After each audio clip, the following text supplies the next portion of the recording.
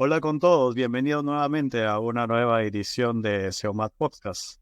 Hoy vamos a continuar con la política y bueno, no solamente política, porque de lo que vamos a hablar hoy día implica cultura, sociedad, economía y muchas cosas más. Hoy vamos a hablar de el liberalismo, aquella famosa ideología, conectando un poco con la edición anterior que hablábamos sobre ideologías. En particular hoy nos vamos a enfocar en el liberalismo, del cual hay mucho que hablar, hay mucha historia, muchos personajes, eventos y demás. Entonces, bueno, estoy bastante entusiasmado por comenzar. Hola Martín, ¿cómo estás? Sí, muy buena noche, Denis. Muy buena noche, Reyles. Agradecido por estar una vez más acá y un saludo fraterno a todos quienes nos ven y escuchan mediante la plataforma de YouTube también. Excelente, Reyles, ¿cómo estás? Muy buenas noches, aquí también muy contento, muy agradecido de compartir esta noche con ustedes, amigos. Sé que va a ser una charla muy agradable y con el tema del liberalismo, que me recuerda mucho a aquel lema de la Revolución Francesa: libertad, igualdad, fraternidad. Entonces hay que aclarar desde el comienzo que la palabra libertad tiene significados diferentes si se mira desde la cristiandad, desde la perspectiva de la cristiandad y desde la perspectiva de la modernidad. O bien, seguramente lo aclarará si se da la oportunidad, mi buen amigo, mi querido y nunca bien ponderado amigo Martín Bernabé. Excelente. Bueno, comencemos con el liberalismo.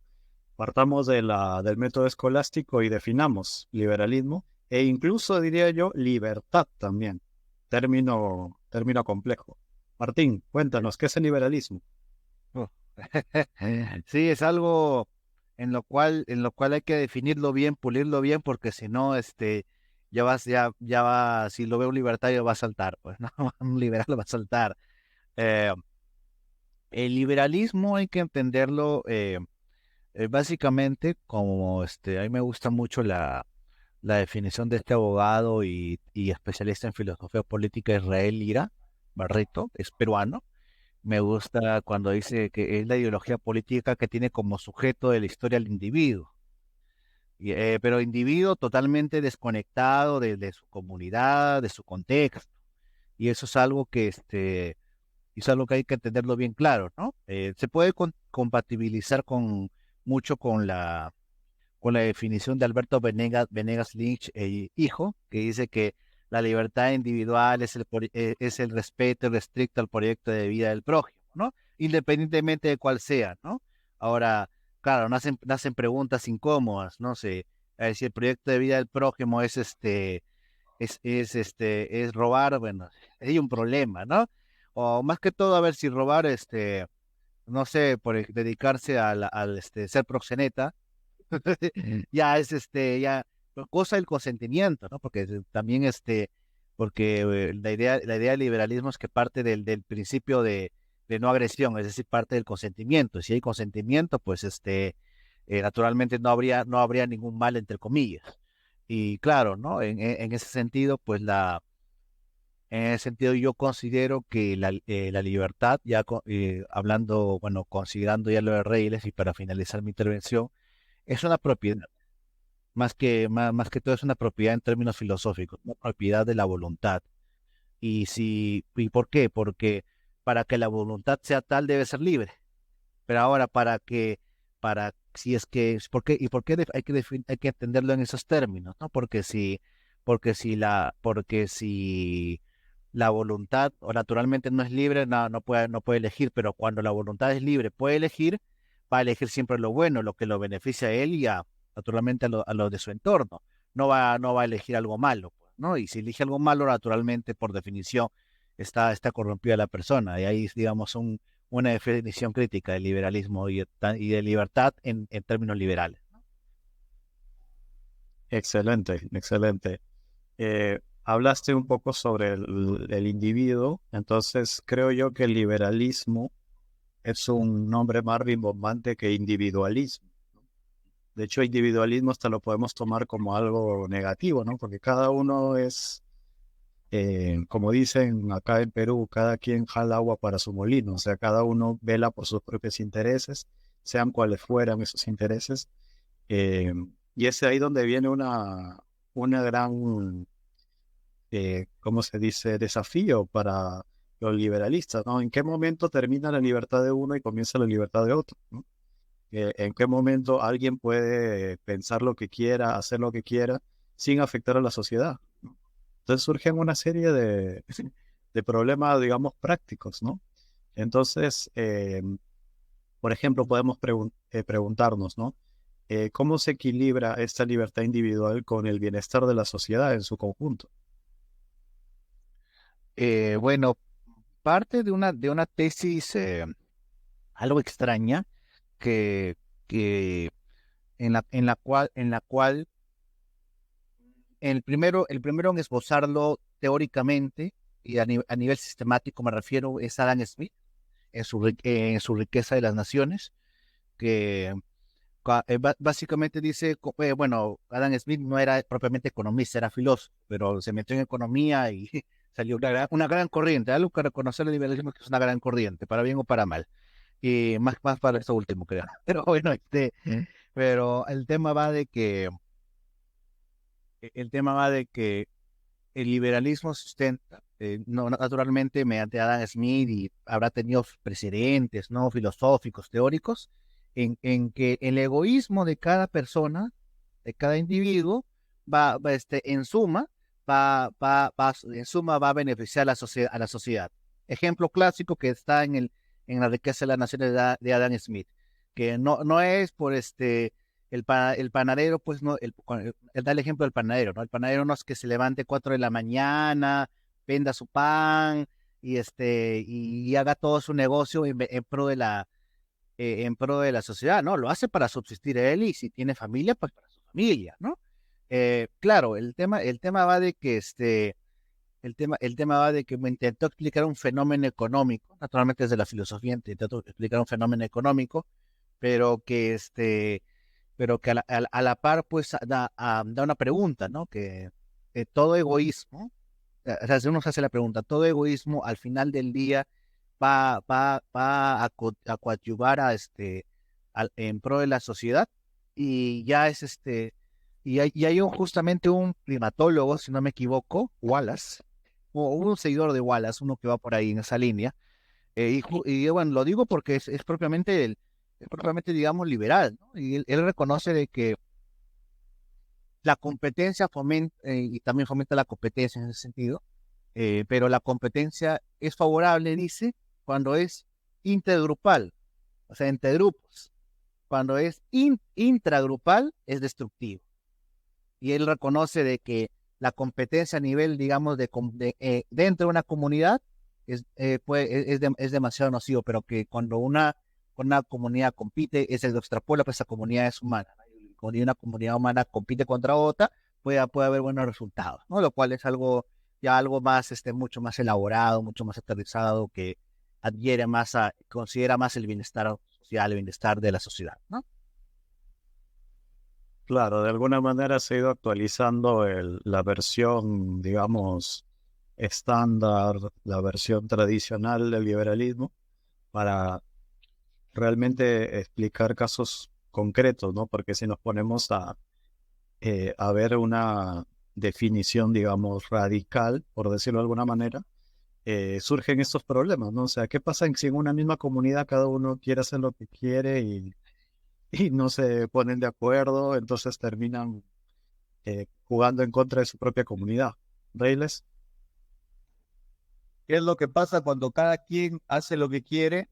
Que el más poderoso va a imponer su voluntad al más débil. Entonces, ese liberalismo necesariamente está relacionado con el darwinismo social. O casualidad que muchos liberales fueron defensores del darwinismo social y también de la eugenesia. Ahí quería hacer ese apunte. Claro, cuando pensamos en el hombre versus el hombre, creo que cae solo el nombre de Thomas Hobbes, ¿no? El famoso Thomas Hobbes, el hombre lobo del hombre, eh, que curiosamente, ¿no? Es una teoría política, ¿no? Que habla sobre el gobierno, el rol del Estado, o sea, como que vamos conectando ahí algunos puntos en común. Entonces, dado que estamos en este proceso de conectar autores, pensamientos e incluso actualizaciones del pensamiento liberal, eh, rastremos o vayamos a los orígenes para ir viendo la evolución a lo largo del tiempo del liberalismo. ¿Dónde podríamos encontrar los orígenes más visibles o claros de lo que es el pensamiento liberal? Uf. Eh, yo pienso que, en la Revolución Francesa, naturalmente explota todo, ¿no?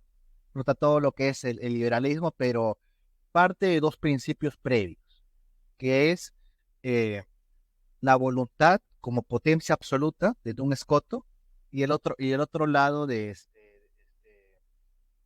el otro lado me parece que es Ockham, claro, es Ockham, ¿no? El nominalismo, ¿no? Ya no es la verdad, ya no es la adecuación del pensamiento con la cosa, sino que ya es el giro inmanente, ¿no? Y ya es la cosa tiene que adecuarse a lo que yo estoy acá, ¿no? No lo dice expresamente así, Ockham, sino él va más de que los conceptos que yo pongo en la mente, los conceptos es, digamos, una creación artificial de mi razón y punto, ¿no? No es que haya algo como un elefante, haya algo como una casa, ¿no? Es un artificio de razón, y eso es en palabras de Ockham. Duns Scoto básicamente dice, con la potencia absoluta, básicamente dice, eh, yo soy más libre en la medida en que transformo mi realidad. La pregunta que cae por sí sola es de que, pero solamente el hecho de transformarla te hace bueno. Bueno, nunca respondió eso de un Escoto, lamentablemente no se extendió en eso. Y ahora, cuando llega pues la Revolución Francesa antes de los enciclopedistas, ¿ya? Bueno, naturalmente, pasa todos los acontecimientos, ¿no? Y pasa Napoleón, ¿no? Y llega alguien muy interesante que es el que condensa todas esas ideas, desde Duns Scoto, Ockham, pasando por los enciclopedistas, el que condensa todo ese Immanuel Kant, que él se hace propiamente el giro al inmanente, ¿no? Que las cosas se tienen que adecuar a mis categorías mentales. Y bueno, pues ahí tiene un libro muy interesante, Kant, Metafísica de las Costumbres, que es básicamente que el proyecto ilustrado, dice, tiene que ir en contra de tres principios: el prejuicio, de la iglesia, y eh, a ver, era de la iglesia, el otro era del prejuicio, y otro es de la autoridad. La autoridad. Es decir, que no hay si hay una autoridad, debe partir de un consentimiento previo, dice dice Kant. El prejuicio, hay que entender en términos filosóficos, no en términos modernos, ¿no? El prejuicio es cómo un pueblo resuelve intuitivamente sus problemas. Naturalmente no es científico ese proceso, pero dice no. Entonces, eso ya no va, eso es atraso, dice Kant, eso es totalmente un atraso al proyecto ilustrado, ¿no? Y otro es la costumbre. Está el otro principio es la costumbre. La costumbre, el prejuicio y la autoridad. Y el proyecto ilustrado va contra la autoridad, que no sea consentida, si es que no es consentida, lo cual nace la pregunta, ¿y los padres de familia? Y ahí llegan los posmodernos a cuestionar, amparándose en Kant. Luego está el prejuicio, que es, no, la forma en cómo resuelve la gente, que a veces no ha tenido mucha formación, no mucha instrucción, pero resuelve los problemas así, digamos, eso lo ve mal Kant. Dice, no, todo tiene que ser medido mediante la cuestión científica, y otro es la costumbre, ¿no? La costumbre los pueblos lo detesta, por eso necesariamente el liberalismo multicultural, cosmopolita, porque dice, no, si tú te apegas a las costumbres de tu pueblo, Entonces, no, tu proyecto de vida va a estar encorsetado, va a estar encerrado ahí. No, tú tienes que abrirte al mundo, ¿no? Liberarte de las ataduras de la iglesia y todo eso. Eso es por ahí iría. Entiendo, entiendo. Entonces vemos que de alguna manera los distintos autores y distintos enfoques han ido construyendo lo que podemos llamar el edificio del liberalismo.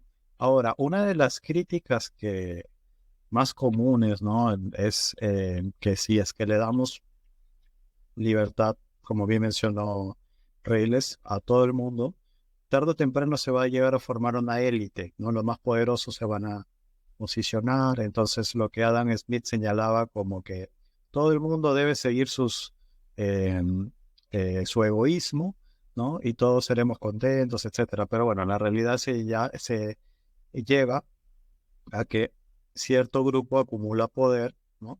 Y otro grupo más bien se va distanciando de la riqueza, ¿no? Entonces, ante esa, digamos, contradicción, ¿qué es lo que ha contestado el liberalismo? ¿O por qué considera que hay esos fallos, digamos, o esos, como le llaman a veces, desequilibrios o errores del mercado, ¿no? Sí, como bien menciona Reyes, asumen mucho lo que es el darwinismo. Algunos, en fuerte medida, como Herbert Spencer, que prácticamente te dice, no, aparte de que el pobre es pobre porque quiere, en otras palabras, de que bueno, si alguien es pobre, no, que no hay que darle subvenciones a los pobres, básicamente. Martín, disculpa, ¿podrías acercar un poquito más el micrófono? No, no te Ahora escucho se me muy. escucha, Ahora ¿me sí, escucha? perfecto, sí. Ya, básicamente decía de que en ese sentido, el liberalismo apela mucho al darwinismo, en mayor o en menor medida. Los de mayor medida, pues tipo Herbert Spencer, ¿no? Que le ha puesto el liberalismo social, no que no sé qué social tiene eso, la verdad, pero dice de que bueno, aparte de que el pobre es pobre porque quiere, que el Estado no debe dar subvenciones a esas personas que se mueran prácticamente. Bueno, y es alguien bastante curioso porque nadie reclama, porque cuando murió él fue italiano, si no me equivoco, y cuando murió el parlamento italiano, el parlamento italiano aplaudió, pues, o sea, como en respaldo, como dando honras a esa persona, ¿no? No sé cuántos habrán leído esa obra, ¿no? Claro, Los parlamentarios, ¿no? De esos parlamentarios, ¿no? Bueno, ya después, pero ya después en menor medida, pues sí, que está Peter, por ejemplo, Peter Kropotkin, si no me equivoco, que es él ya es más anarquista. Él hizo alguien anarquista, pero él fue biólogo. Y dice, no, hay competencia, pero siempre hay un grupo mínimo del cual se apoya, ¿no? Eh, y y el principal motor del avance de toda sociedad, sea animal, sea humana, es la solidaridad, dice, ¿no? Y ya después de eso, ya pues como apoyando el tema de subvenciones, ¿no? De no dejar nadie atrás, ¿no? Pero siempre en mayor o menor medida, sea, digamos, un darwinismo más fuerte o un darwinismo, sí, pero a lo Peter Kropotkin, que es un biólogo anarquista, siempre se para en el darwinismo para justificar por qué hay estos desequilibrios de mercado, ¿no? claro, claro. Y es ahí donde vemos todos los matices que tiene el liberalismo, ¿no? Tenemos personas que así, sin remordimiento, sin tapujos, dicen, bueno, el pobre es pobre porque quiere. Ahí están sus libertades, ¿no? Políticas, de opinión, ¿no? Y es ahí donde viene la gran contradicción y la gran paradoja, que también son de las críticas principales, que es que por ejemplo, si habláramos con un liberal, ¿no? Un liberal clásico, digamos, y le preguntamos, ¿no? ¿Cuál es tu modelo o país que consideras que ha implementado mejor el liberalismo y le está yendo muy bien porque ha implementado esas ideas y demás? Si es que te menciona algún país, muy probablemente te mencione un país que es bastante proteccionista, ¿no? Por ejemplo, si te dice Estados Unidos, Ah, Eh, o sea, creo yo que es un país que de libre mercado total, no, al menos durante su historia, no ha tenido, siempre ha tenido proteccionismo, un Estado muy fuerte, ¿no? Y que incluso ha ido en contra de lo que muchos liberales propondrían, como por ejemplo el hecho de implantar algunos impuestos o mandar a la guerra a los jóvenes o cosas que uno diría que no van en contra de la libertad, ¿no? Entonces, ¿cuál consideras que un liberal te diría, no, este país me parece que es la aplicación buena de los principios liberales? uy, mira, justamente hablé una vez hace años, hablé con un pata insufrible del partido de Evolución. Ah, güey, santo, pone de ejemplo a Corea del Sur y a Singapur. Bueno, están en esa onda, básicamente, ¿no? Bueno, de parte un insufrible que estudió conmigo para y ahí que se volvió liberal. En retrospectiva no me sorprende mucho, pero bueno, ya al punto. Em, el tema yo considero de que se puede desmontar mucho lo que es Singapur o como Corea del Sur, como Japón mismo, porque, y esto lo explica bien este politólogo Marcelo Bullo, o Modeo, tiene un libro, La insubordinación fundante. En Corea del Sur, cuando querían, pues los políticos querían ver cómo se desarrollaba su país en términos económicos, agarraron las grandes empresas y dijeron, vamos a hacer un proyecto, vamos a qué, y protegieron a sus empresas, porque sabían que eran buenas en eso. En Japón, ya ni qué decir, directamente las empresas japonesas, las principales empresas japonesas, los primeros encargados fueron samuráis. Claro. Sí, sí, sí, los primeros encargados fueron samuráis. Y los japoneses subvencionaron 60 años ese tipo de empresas. Y Singapur, tres cuartos de lo mismo.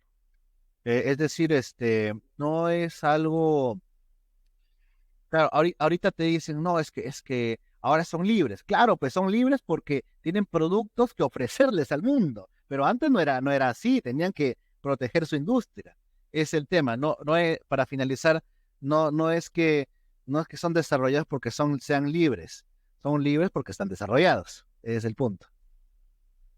Entiendo, entiendo. Me hace acordar en el caso inverso, ¿no? Cuando hay gente que habla bien de Cuba o de su época del chavismo, ¿no? Y uno le dice, a ver, anda a vivir a Cuba, ¿no? Anda a vivir a Venezuela. Yo me pongo a pensar esta gente bueno, estas personas que abogan por el liberalismo y dan estos ejemplos. Yo les diría, ¿no? Vive una semana en Corea del Sur o en Singapur, ¿no? Porque yo tengo entendido que, por ejemplo, en Asia son bastante, ¿cómo se dice? Eh, que son muy estrictos con el tema de poseer, así sea marihuana, o sea, lo mínimo de droga, ¿no? Te pueden meter preso, ¿no? Por tenencia mínima, ¿no? Entonces, y bueno, un liberal podría decir, no, pero yo te estoy con mi libertad, que yo puedo consumir lo que quiero, etcétera. Entonces, ahí es que ahí donde vemos una doble vara, ¿no? Con lo que se mide. Y pensemos en algunas sociedades que claramente los liberales dirían que no tiene nada que ver con el liberalismo, como puede ser, no sé, China o Rusia. Entonces, por ejemplo, ¿no? De China se habla bastante del control que tiene el Estado, tanto por el lado bueno como por el lado malo, perdón. Por ejemplo, el control que tiene en la economía, que hace que impulse su propia industria, apoya a sus empresas y demás, ¿no? O como también por el lado malo, que es el control que tiene sobre la libertad de los individuos y demás, ¿no? Entonces, y el éxito económico de China, ¿no? ¿No representaría una especie de contradicción contra las posturas liberales? Por supuesto. Sí, sí, sí, por supuesto, porque básicamente China ha hecho lo mismo que los países asiáticos que te dije, menciono nada más que bueno, que nada más que no son países con elecciones, vamos a con elecciones transparentes, ¿no? Vamos a denominarlo así, y naturalmente naturalmente tiene el Partido Comunista, ¿no? Pero de ahí han hecho el mismo proceso protección de industrias, y luego cuando ya ofreces productos, ya tienes productos, mejor dicho, ya lo ofreces al mundo. O sea, es básicamente el mismo proceso, pero con diferentes matices de político electoral, ¿no? Excelente. Bueno, ahora veamos el liberalismo desde un punto de vista más filosófico y hasta te diría ético. Em, la base del liberalismo es una visión del humano como alguien individualista que busca maximizar su beneficio propio, eh, tener la libertad, digamos, política de opinión, y que, bueno, haciendo eso va a generar el bienestar de la comunidad, del país, etcétera, ¿no? Entonces, ¿qué podemos hablar de ese modelo antropológico del hombre? ¿En qué es, digamos, lo que le estaría faltando para llegar a un modelo más que sea más aplicable a la realidad o que genere más bienestar más que todo, ¿no? Porque donde se ha aplicado políticas buscando ser más liberales, claramente hemos visto problemas comunes como la desigualdad, la corrupción, eh, el, la pérdida de identidad, ¿no? Es la idea globalista de que no todo el mundo tiene que ser liberal, como decían los revolucionarios franceses, vamos a exportar la revolución a todo el mundo, no todo el mundo va a ser, eh, va a regirse por la revolución francesa, por la razón, etcétera, ¿no? Entonces, ¿qué es lo que está faltando desde el punto de vista antropológico que hace que se vean esas consecuencias en la sociedad y en la vida de muchos países que están sufriendo las consecuencias del liberalismo? Porque antropológicamente existe el rechazo al liberalismo. Prácticamente, sí. Ah, en primer lugar, porque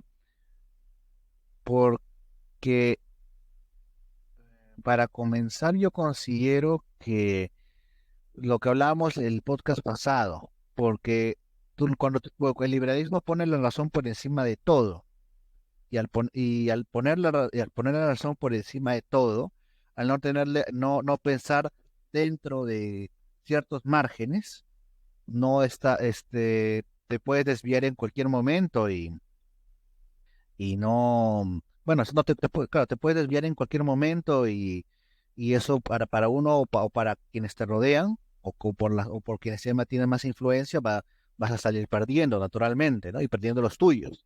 Ahora, eso yo diría en primer lugar, ¿no? En segundo lugar, yo considero que también hay rechazo al liberalismo por el tema familiar. Creo que hay un apego natural a la familia. En última instancia, si uno tiene una mala experiencia familiar, uno dice, no, cuando yo tenga familia voy a hacer algo diferente. No te dice, no voy a tener familia. Bien raros son esos casos. Ahora, también por otra parte está el hecho de la religiosidad del hombre.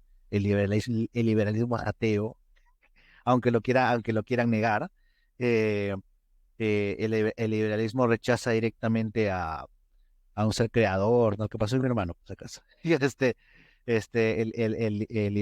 liberalismo rechaza de plano lo religioso por el tema de estar la razón sobre todo, y el ser humano siempre busca. Bueno, hay un antropólogo que dijo despectivamente que el hombre es un animal que reza, ¿no?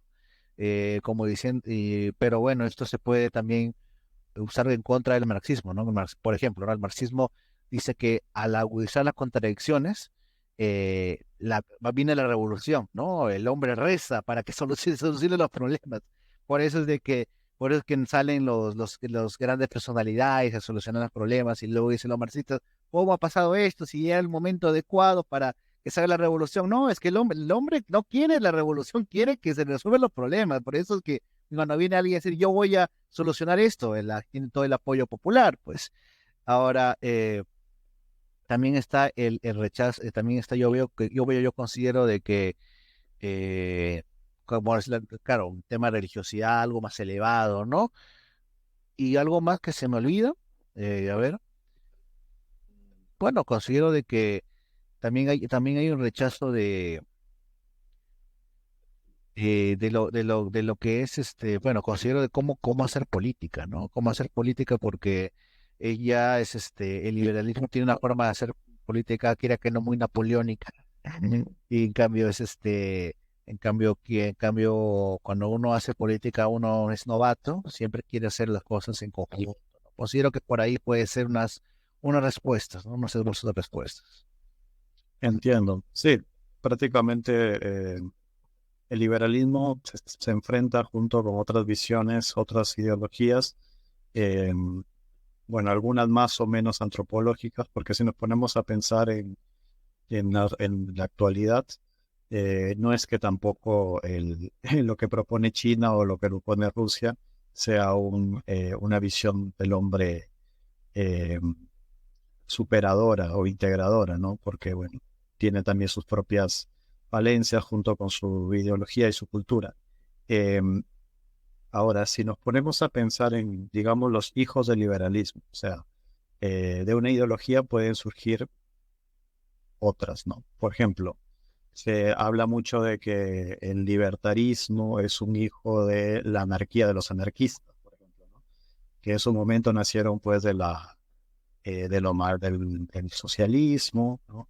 Después pusieron la propiedad privada por delante y bueno, terminaron siendo anarcocapitalistas y bueno, una evolución, digamos, ¿no? Eh, Podemos hablar de algunas ideologías actuales que son, podríamos decir, hijos del liberalismo. Naturalmente el marxismo. Sí. Naturalmente el marxismo. Sí. A ver, siempre está en el lema. No sé qué autor dijo que estaba en el lema. Es una cuestión de la modernidad, ¿no? Libertad, liberalismo. Igualdad, marxismo. Fraternidad, nacionalismo. O sea, los tres hijos de la modernidad. Claro, ¿por qué el marxismo es hijo del liberalismo? Martín, ¿podrías acercarte? Claro, claro, sí, sí, sí, sí. ¿Por qué el liberalismo? ¿Por qué el marxismo es hijo del liberalismo? Porque el marxismo presupone el liberalismo. Es una, es una, es un acelerador del liberalismo. Incluso Marx en El Capital elogia a la burguesía. A mí me gusta mucho a veces lo escucho bastante a este comunista, el politólogo Santiago Armesilla, dice, el marxismo no es anticapitalista, sino postcapitalista. O sea, trata de revolucionar todo, el capitalismo que el capitalismo es la forma económica del liberalismo, al final y al cabo, ¿no? Y trata el capitalismo de revolucionar todas las relaciones humanas, este, es ahí donde entra el marxismo supuestamente a solucionar los problemas, ¿no? Y el nacionalismo es más que todo yo lo llamo soberanismo, ¿no? Es decir, la unión de los pueblos, la unión del pueblo que dice básicamente que claro, digamos, es la acatación del mando político a lo que diga el pueblo, ¿no? Si el pueblo dice A, pues será A, si dice no A, será no A, más y así. Es hacer, yo veo básicamente al nacionalismo, soberanismo como del, del pueblo Dios, básicamente, hacer del pueblo Dios. ¿Y por qué el nacionalismo es hijo del marxismo? Porque, bueno, a mí me gusta mucho eh, una carta de Marx que habla sobre el pueblo judío. Dice, el pueblo judío será su propio salvador. Y, y creo que para mí es el inicio del todo soberanismo, ¿no? Como diciendo que nosotros, el pueblo, seremos nuestros propios salvadores, ¿no? Bueno, como ya quitando un rol protagónico a cualquier revelación divina o asentar asentar cualquier verdad de la revelación, ¿no? Y bueno, también es peligroso, ¿no? Yo diría que pues, esos son los principales, ¿no? Reglas. Sí, justamente durante la Revolución Francesa el concepto de libertad también venía relacionado con liberarse de toda la cosmovisión de la cristiandad. La libertad de la Revolución Francesa era liberarse de la cosmovisión de la cristiandad y entonces nace el mito del progreso indefinido. A partir de ahora nosotros mismos somos y vamos a crear lo que sería luego la concepción marxista del paraíso en la tierra. Es decir, el origen es en el liberalismo. Después, esto que bueno, antes, durante el liberalismo, también durante la Revolución Francesa, se plantea la imagen de un Dios lejano, no el Dios cristiano providente que actúa en la historia de la humanidad, como en la visión de la cristiandad, sino que ahí aparece lo que se llama el deísmo, un Dios que, bueno, es creador, pero en el sentido de un arquitecto, de un constructor, y que luego no interesa lo que legislemos, lo que hagamos, no interesa si se legaliza o no se legaliza la IVE. Es un Dios lejano, solamente ha creado el mundo y luego nos ha dejado pues a nuestra suerte, ¿no? Esa es la visión deísta.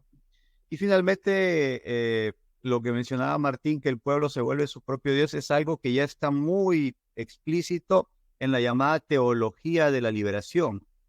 En la llamada teología de la liberación, que en realidad no es teología, sino que tiene una fraseología cristiana, pero que en realidad es marxismo, ¿no? En la teología de la liberación, el pueblo mismo se salva mediante una revolución. Solamente usan las palabritas de ahí del cristianismo, pero después es en realidad marxismo.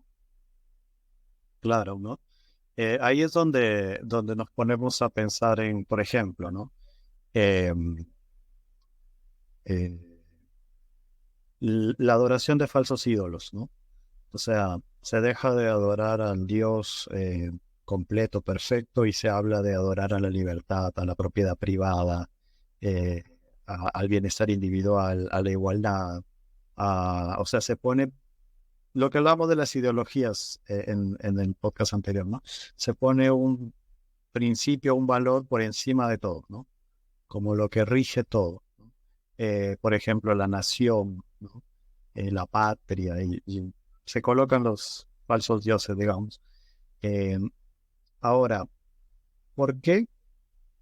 Porque el liberalismo se extendió tanto? ¿Cómo es que atrajo? Porque hay mucha gente, sedujo a muchas personas, a muchas sociedades. Entonces yo creo que puede ser un poco la contestación contra las monarquías, contra el poder absoluto del rey. No sé, se me ocurre, ¿no? Como una contestación de que estamos bajo la voluntad del rey y necesitamos liberarnos, y ahí la palabra libertad se vuelve cada vez más, como se dice, romántica, ¿no? Más seductora, ¿no? Reyles.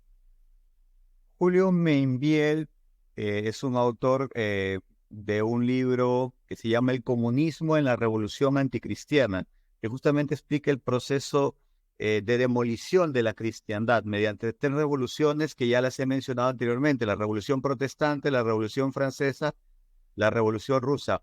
Y primero explica la visión antropológica de la cristiandad, que es ver al hombre en 4 dimensiones o formalidades, le llama él. El hombre tiene una dimensión de cosa, que es la que está más abajo, pero luego también tiene una dimensión animal, tiene necesidades animales, luego tiene más arriba una dimensión racional y más arriba una dimensión espiritual. Entonces, para esas 4 dimensiones, por ejemplo, está la disciplina de la teología para lo espiritual, de la política para lo racional y de la economía para lo animal.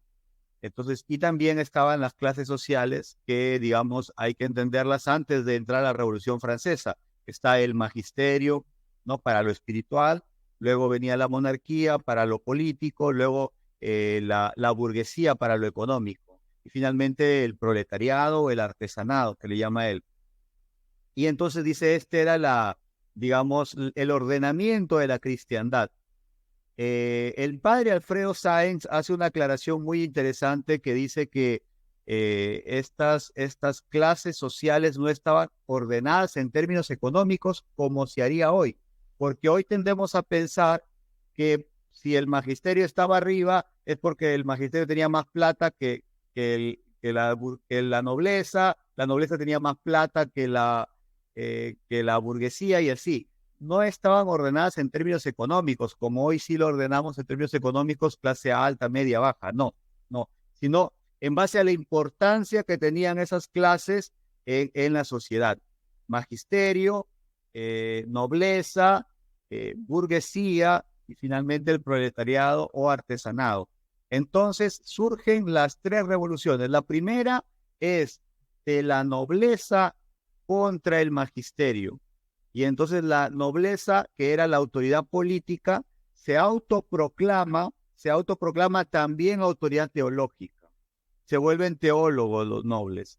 Y entonces ahí surge el absolutismo, porque comienzan a crear teologías adecuadas a sus propios caprichos. Por ejemplo, teologías que hablaban de que para justificar el colonialismo decían que en realidad los indígenas no eran seres humanos o los pobladores de los pueblos del África no eran seres humanos, y entonces así se justificó el colonialismo, ¿no? Todo eso surgió de justamente de la rebelión de la nobleza, que basado en la libre interpretación se volvieron teólogos para declararse autoridad moral y teológica, y creando teologías conforme a sus caprichos, de donde surge el absolutismo. Es decir, no todas las monarquías fueron absolutistas. El absolutismo surge como una consecuencia de la Revolución Protestante, cuando entonces el absolutismo necesariamente tenía que terminar en la guillotina. Entonces luego viene la siguiente revolución, que es la Revolución Francesa, que es la revolución justamente de la burguesía contra el absolutismo político, contra la monarquía. Entonces, en esa revolución, la burguesía, que era autoridad en temas económicos, se autoproclama también autoridad en temas políticos, ¿no? Desplazando a la monarquía, y también se autoproclama autoridad en temas morales también, que es el mundo que vivimos hoy, donde, digamos, la clase del dinero es vista como autoridad no solamente económica, sino también política y también autoridad moral. Interesante, ¿no? Porque a veces uno pensaría que el salto se dio de la Edad Media a la burguesía, pero realmente ha habido una etapa intermedia, ¿no? Donde los nobles atribuyeron visiones teológicas, ¿no? Para justificar sus expansiones, colonización, ¿no? Y de alguna manera han sido los burgueses los que tomaron, pues, ¿cómo se dice?, el testigo, y ya pues se volvieron autoridades morales, políticas y bueno, y económicas, ¿no? El liberalismo, digamos que de alguna manera me pongo a pensar un poco, por ejemplo, en la Revolución Francesa, ¿no? La Revolución Francesa fue liderada por burgueses, ¿no? Pero le daban el mensaje al pueblo que ellos los iban a liberar del yugo ¿no?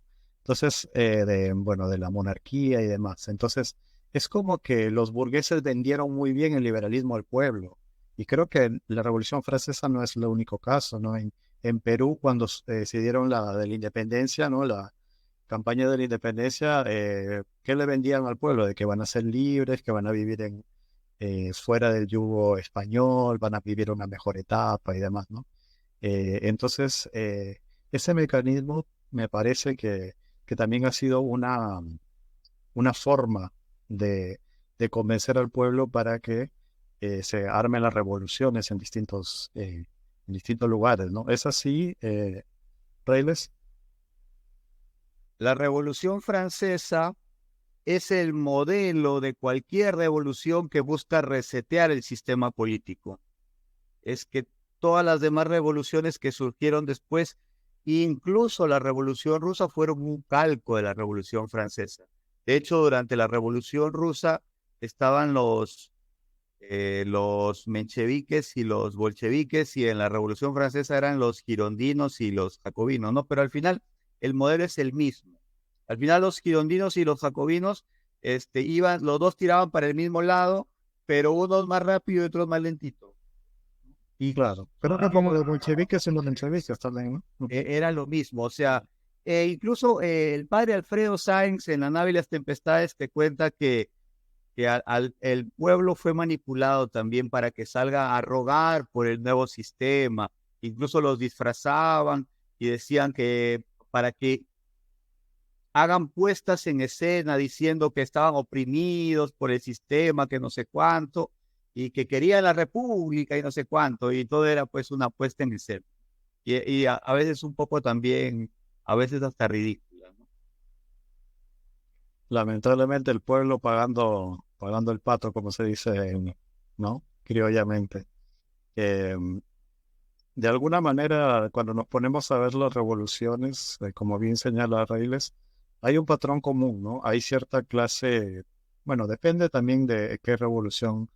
Yo creo que de la Revolución Francesa en adelante es una clase burguesa que gana poder político, vende una idea de libertad, ¿no? Como los americanos que exportan libertad al mundo, ¿no? Entonces, creo yo que se maneja ¿no? Ese método. Reyles, Sí, hay una revolución cultural previa que incluso Gramsci la pone como ejemplo, pero también hay un desprestigio de la clase política tradicional. Eso incluso durante la Revolución Francesa, en la etapa previa, se comenzaron a repartir panfletos sobre la reina, sobre el rey, para desprestigiar, para hacerlos objeto de burla del pueblo, ¿no? Entonces, cualquier etapa de reseteo del sistema político va a ser eso, un influjo cultural de las nuevas ideas, del progresismo, el mito del progreso indefinido, ya viene el paraíso en la tierra, pero estos malvados no quieren que el Perú progrese, no quieren que se oponen a la lucha contra la corrupción, qué sé yo, quieren seguir viviendo, no sé más allá. Todo eso, el desprestigio de la clase política tradicional es también característico, ¿no? De hecho, por ahí comienza con los panfletos, ¿no? Con eso comienza pues la etapa revolucionaria, ¿no? Y después el pueblo saliendo a pedir el nuevo sistema, que de hecho no sabe ni siquiera que realmente le va a beneficiar, pero sale a pedir ahí el nuevo sistema. claro, es de manual, como se dice, ¿no? Es como un librito. A ver, primero tú lo que tienes que hacer es prometer el paraíso en la tierra, ¿no? La libertad, ¿no? Que hay alguien que te oprime, hay alguien que te... De hecho, me quedó pendiente el tema de los agricultores que pasaron a ser hacendados, que algo así nos habían comentado de que terminaron siendo peores terratenientes. No todos, pero bueno, hay casos. Eh,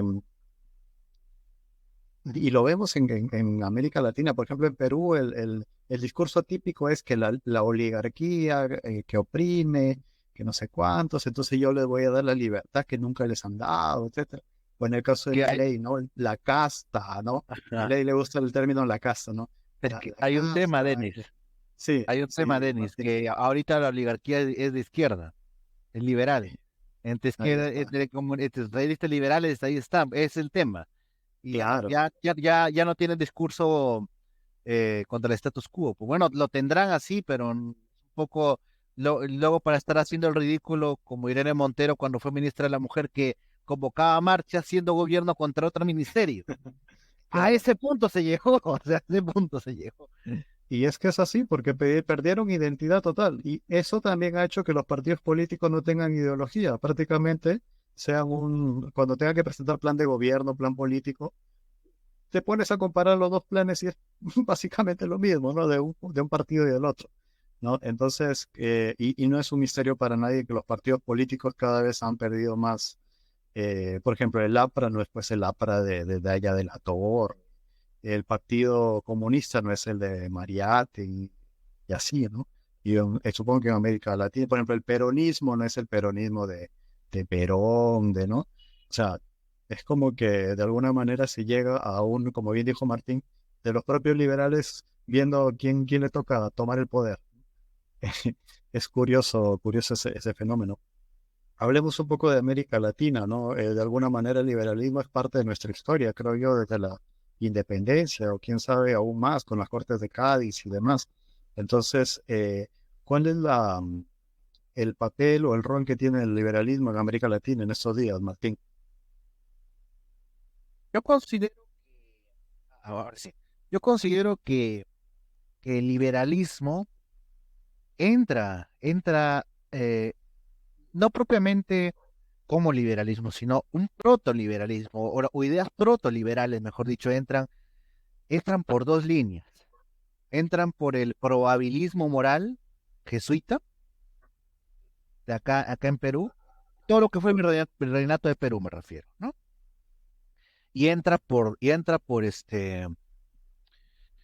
Por los franciscanos, que es así que después de los dominicos son la orden religiosa católica más antigua en llegar acá. Pero ¿por qué digo por qué? No digo que los franciscanos sean malas personas, no, no, no, sino que vienen con los libros en el brazo de Ockham y de Duns Scott. Y creo que a partir de ese momento empiezan ya pues a germinar las ideas liberales, ¿no? Eh, Naturalmente hay un proceso, ¿no? Pero no se me viene a la mente así, digamos, estos precursores ideológicos del liberalismo ya propiamente liberales. Ahí seguro Reyles o tú, Denis, me apoyas, pero esas ideas protoliberales vienen por esas dos fuentes, por franciscanos y por jesuitas, ¿no?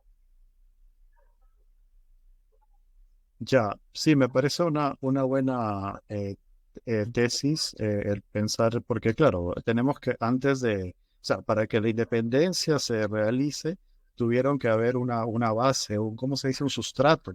Ajá. eh, y eran épocas donde se estaban, lo que posteriormente, recuerdan cuando se hablaba de que nadie podía tener el libro rojo de Mao porque te Ajá. tomaban, te metían a la cárcel, ¿no? Etcétera. Supongo que en su momento tener algún libro de algún liberal, ¿cómo se llama? De Inglaterra o de Escocia, era considerado por ser un revolucionario, te metemos a la cárcel, tú eres Claro. ¿cómo se dice? Alguien que genera problemas en la tranquilidad del Estado y demás, ¿no? Entonces, Peor después de la Revolución Francesa, pues. peor, imagínate, ¿no? Un joven con esos libros ¿no? Ahí guardados por ahí, ¿no? Reyes. En España hubo una prohibición hasta cierto punto sobre la literatura iluminista, ¿no? Sobre la literatura de las luces. En Francia no así. En Francia, Francia dejó pasar la filosofía de las luces, incluso dentro de los círculos monárquicos, ¿no? Ya había comentado anteriormente que Luis XVI había puesto preceptores iluministas para sus hijos. Y también están los que por estar con las ideas de moda, por estar a la moda, incluso siendo de la clase que va a ser decapitada, se ponen a hablar en los términos de las ideas de moda, ¿no? Por ejemplo, había un familiar de Luis XVI, Felipe, el duque de Orleans, que era tan muy chafito que se cambió de nombre. Se hacía llamar Felipe Igualdad para dar a entender que él estaba con las nuevas ideas. Oh, y entonces al final él también terminaría siendo decapitado en la época que la Revolución Francesa se puso paranoica, porque en algún momento quisieron rescatar a los reyes, a María Antonieta como a rey Luis XVI desde afuera, y entonces los revolucionarios se pusieron paranoicos, comenzaron a ver complots. Seguramente alguien está ahí en la conspiración y van a liberar a Luis XVI y no sé cuánto, y le echaron el pato al primo de Luis XVI, que había sido tremendamente, digamos, adepto, seguidor de la revolución, pero al final también en la época de la revolución se puso paranoica, también le cortaron la cabeza. Felipe Igualdad. Es como los Javieres que tienen padres que son conservadores y ultracapitalistas y ultra de derecha, ¿no? Es como dar la contra y asumir las ideologías que están de moda, ¿no? Ahora pues que posmodernismo, progresismo y digamos que para ser contestatarios, para tratar de generar una revolución o para sentirse especiales, digamos, está bueno, ¿no? O sea, como para entretenerse un rato, pero como le pasó a nuestro querido Igualdad, le puede costar la vida, ¿no? Está buena la historia, no la sabía, está muy buena la historia. Eh, y bueno, estábamos hablando de la puerta de entrada del liberalismo en América Latina, ¿no? Después, bueno, vinieron las revoluciones de la independencia. Después, bueno, creo yo que durante la época republicana estuvo bastante presente esas ideas. De hecho, creo que era ya digamos, lo estándar, ¿no? O sea, si hablamos del siglo XIX, ¿no? Creo que ya para muchos estados, pues el liberalismo era como de lo normal. Tú tienes que hacer esto y ya, ¿no? O sea, es que es como lo que, lo que te enseñan para gobernar, lo que te enseñan, ¿no? Para dirigir la economía y demás, se volvió el estándar, ¿no? Al menos en América Latina, porque muchos países en Europa para industrializarse fueron muy proteccionistas, ¿no? Alemania de la integración, reunificación alemana, por ejemplo, ¿no? Japón, sus primeros pasos de industrialización lo hicieron con una gran protección. Bueno, Inglaterra, mucho tiempo atrás, fueron los primeros que... De hecho, está la teoría no sé si han escuchado la teoría de patear la escalera, que básicamente te dice que los países que se industrializan escalan justamente esa industrialización y luego patean la escalera y venden la idea del libre mercado para que nadie más pueda subir esa escalera, ¿no? O sea, yo me industrializo, pateo la escalera y evito que y vendo ideas de libre mercado para que nadie más haga ese proceso, Martín. Sí, justamente es otra versión. En otra versión es lo que defiende, es la tesis de Marcelo Gullo en su libro Insubordinación Fundante, de que eh, la reina Isabel, no sé qué número, creo que primera, si no me equivoco, reina Isabel primera, eh, o la reina Isabel a secas, quería desarrollar su país y literalmente no había, solamente había campos, o sea, había campos nomás y hizo una medida interesantísima, creó un sueldo mínimo. Inglaterra, la liquidadora de libre mercado, creó un sueldo mínimo. Y justamente, bueno, según Marcelo Bullo, dice de que como había esta teoría, ¿no? Muy, muy marginal de Adam Smith, hay que promocionar esto para que otros países lo copien y nosotros hacemos otra cosa. Pues no, esa es justamente la tesis, o en otra versión. Justo hablábamos en la reunión pasada, ¿no? De cuando tú eres un líder que cree en la ideología, ¿no? O sea, un revolucionario de corazón, por decirlo así, y que la otra forma es que tú tomas la ideología para asegurarte el poder, pues, o sea, para conservar tu status quo, la situación, ¿no? Por ejemplo, en América, pues el gran ideólogo del proteccionismo, Alexander Hamilton, pues es hasta el día de hoy enseñado como pues la forma en que se industrializó Estados Unidos. Supongo que Japón también tendrá su ideólogo del proteccionismo y distintas. Esto de la escalera lo tomé de Friedrich List, que es un economista de la escuela historicista, que justamente es una escuela alemana que pedía eso, que decía eso, ¿no? De que no nos dejemos seducir por las ideas del libre mercado, porque están pensadas para que no nos industrialicemos, ¿no? Entonces, eso es lo que le decía Friedrich List a la Alemania, ¿no? De que hagamos lo que hicieron, pues, en su momento, o sea, aprendamos de la historia, por eso historicista la teoría. Y después llegaron los marginalistas que dijeron, no, qué historia ni nada por el estilo, hay verdades absolutas, todo es abstracto, el ser humano es igual en todos los lugares, entonces quiere maximizar beneficios, hagamos modelos matemáticos de maximización de beneficio, y bueno, surge todo lo que la escuela marginalista que posteriormente dio lugar a la escuela austríaca, por ejemplo. Entonces, es muy interesante, en términos de América Latina, lamentablemente nos comimos el cuento, ¿no? O sea, no nos industrializamos y tomamos la píldora del libre mercado, ¿no? Entonces, y eso ha hecho pues que muchas de nuestras economías sean exportadoras de materias primas, ¿no? Libre mercado, somos mejores en eso, exportemos, bajemos el Tratado de Libre Comercio y todo eso, ¿no? Que bueno, ya mucho se ha hablado sobre eso, ¿no?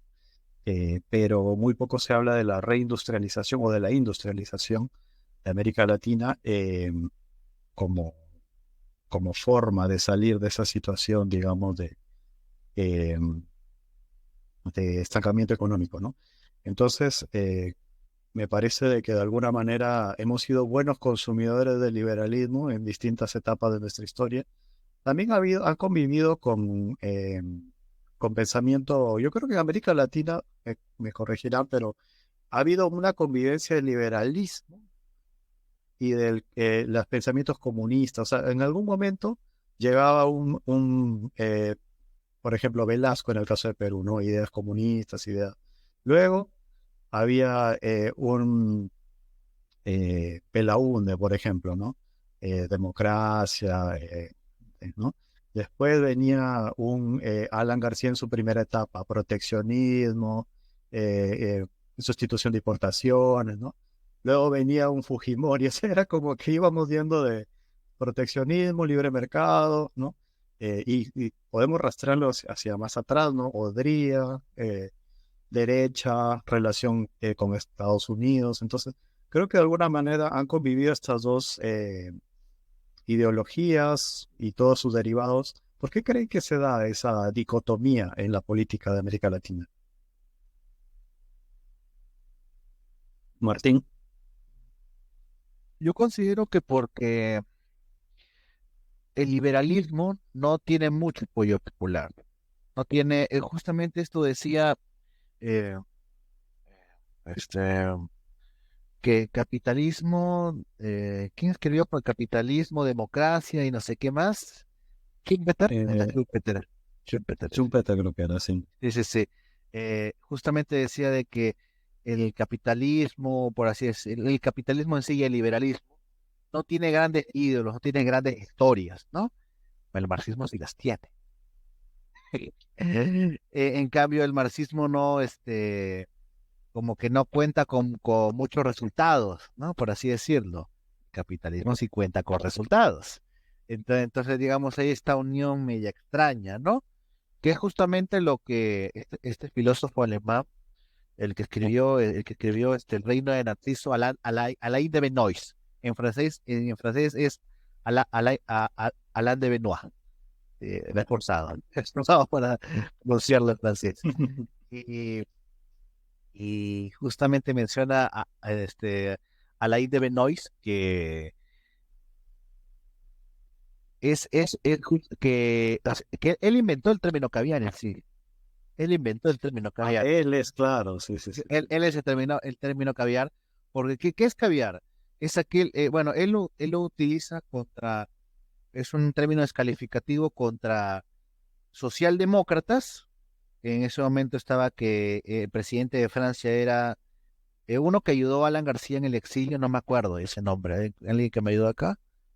La verdad no los Eh, recuerdo tampoco. Charles, que no, ya, no voy a hacer memoria ahorita, no, bueno, justamente él abolió la pena de muerte, ¿no?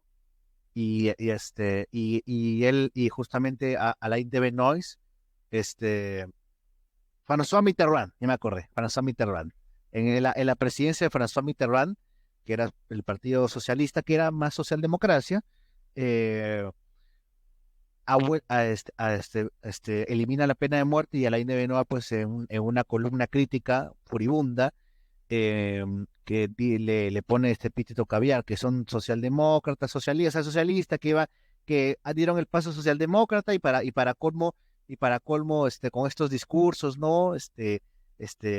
Quieren como ganarse un sector liberal de la sociedad, ¿no? Y aparte pero aparte de eso viven alejados del pueblo común, comen caviar, ¿no? Todo eso, ¿no? Eh, y eso por extensión Alain de Benoist le puso el término caviar, o utilizó el término caviar, a aquellos gente de izquierda que asumían causas liberales para ganarse a sectores liberales de la población, cuando en realidad, pues, o sea, claro, o sea, sentían identificados con esas causas porque no eran socialistas en sí. Esa es la crítica, ¿no? No eran socialistas así como Alain de Benoit decía, pues cómo es que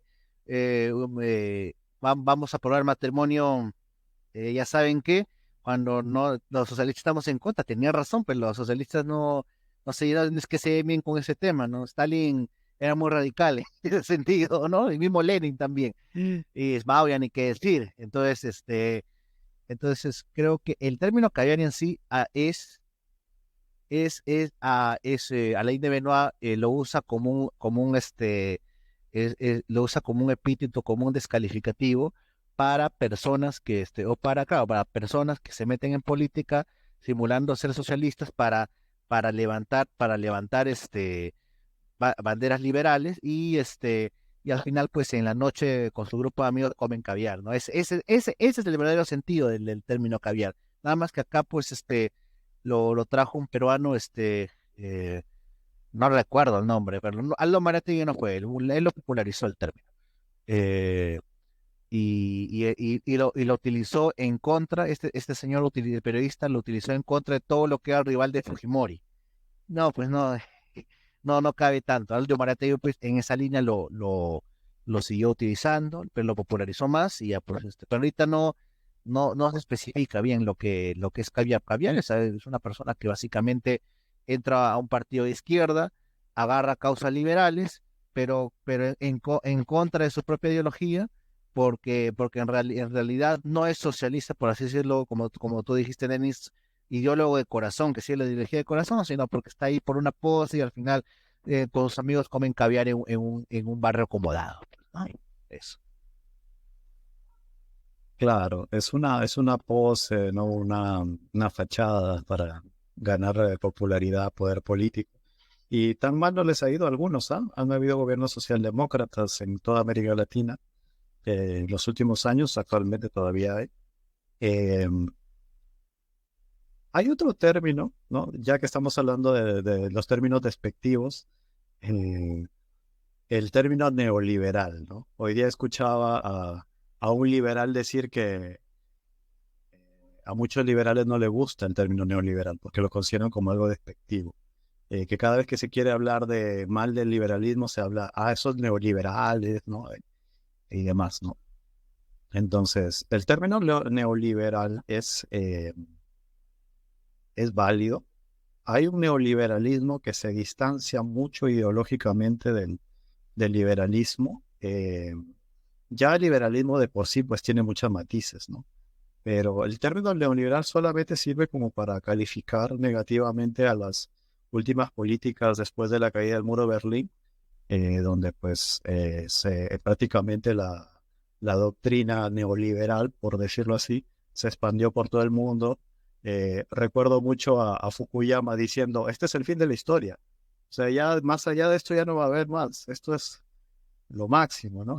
Incluso yo tuve la oportunidad de leer el libro de Fukuyama y hablaba de Hegel, cuando Hegel también creía que era en su momento pues el fin de la historia con Napoleón y demás. ¿Y qué tan válido es, Martín? Bueno, yo considero que el neoliberalismo, para comenzar, si bien es cierto, no sé si fue descubierto por sectores de izquierda o se lo inventaron y coincidió, pero es un término válido en el siguiente sentido, que aquí quiero rescatar una ponencia del comunicador social y politólogo argentino Lucas Carena, que sustenta que existió el coloquio Lippmann. ¿Qué es el coloquio Lippmann? Pues que al ver cierto avance de un país determinado, previa Segunda Guerra Mundial, su nombre empieza, bueno, ya su nombre del país empieza con A, con un gobierno determinado, ya sabemos qué ideología seguía, al ver que Claro. tenía avances bastante significativos, Lippmann, que era un publicista, un propagandista, auspiciado del gobierno estadounidense, dice, bueno, ¿qué hacemos, no? Para contrarrestar esta ideología. Arma Coloquio Lippmann, que es un conjunto de liberales Y ahí es donde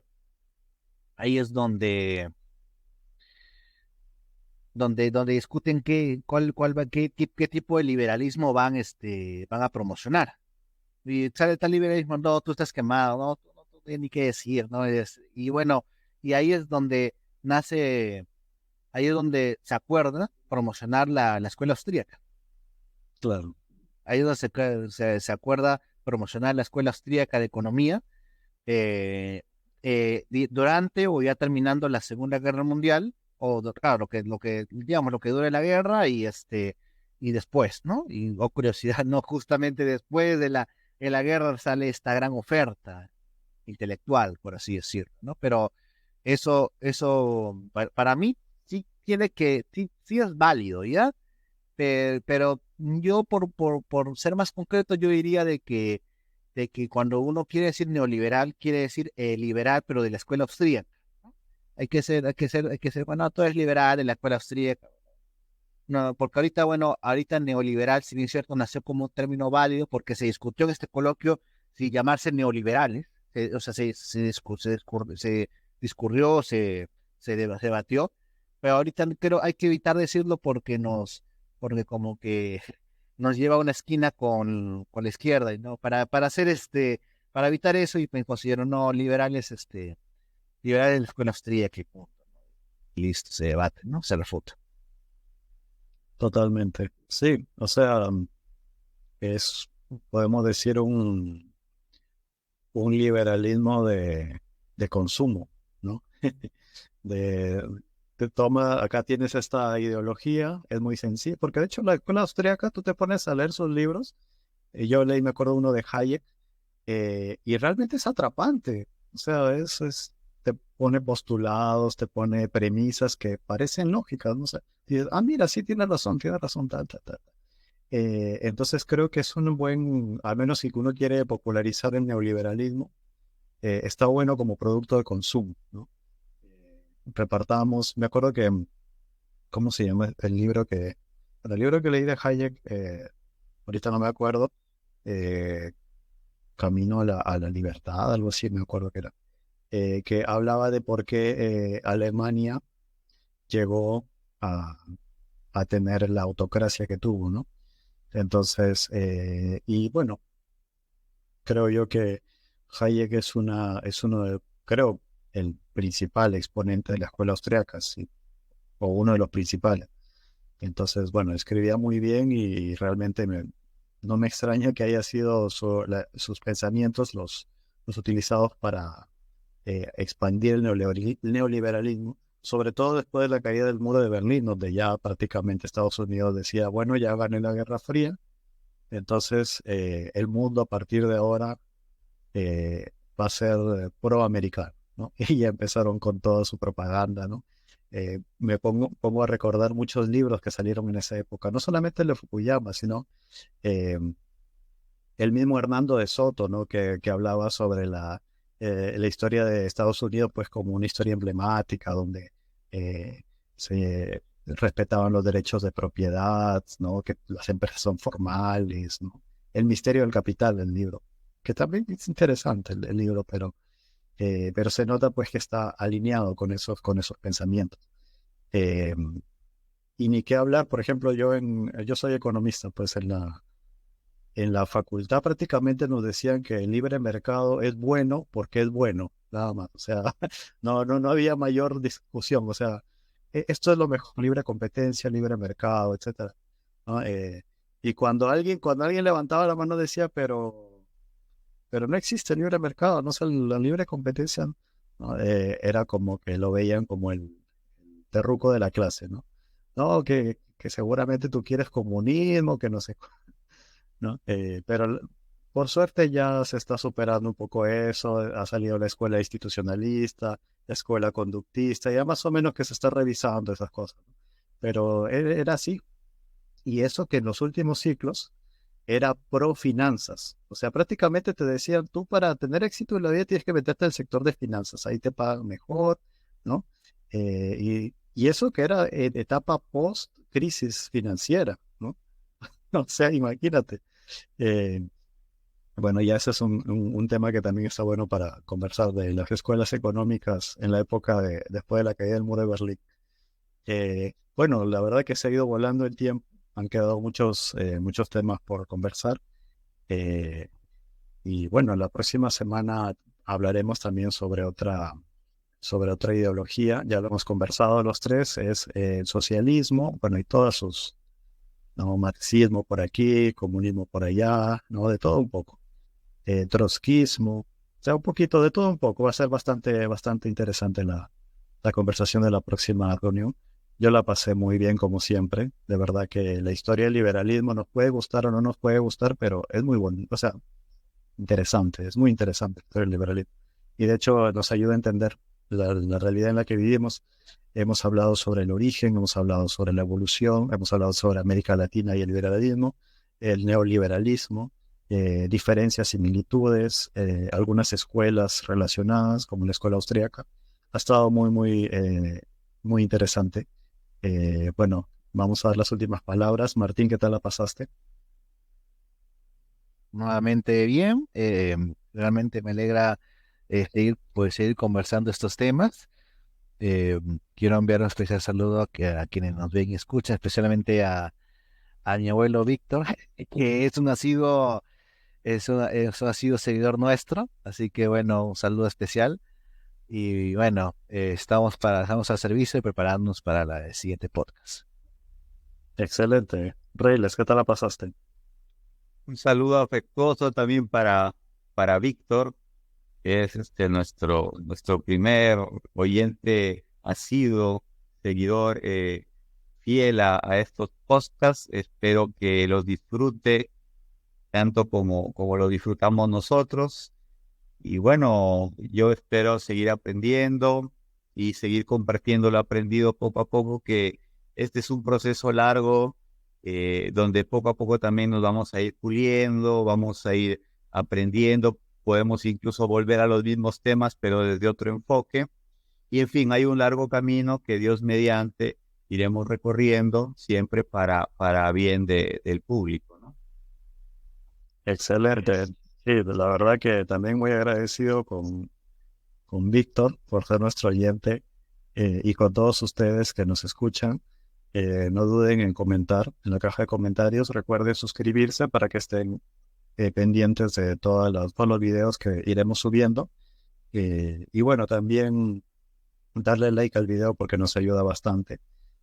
Nos ayuda bastante a hacer estas charlas muy instructivas y muy interesantes sobre diversos temas que son de interés público, ¿no? Y que nos apasionan. Gracias con todos. Hasta luego. Gracias.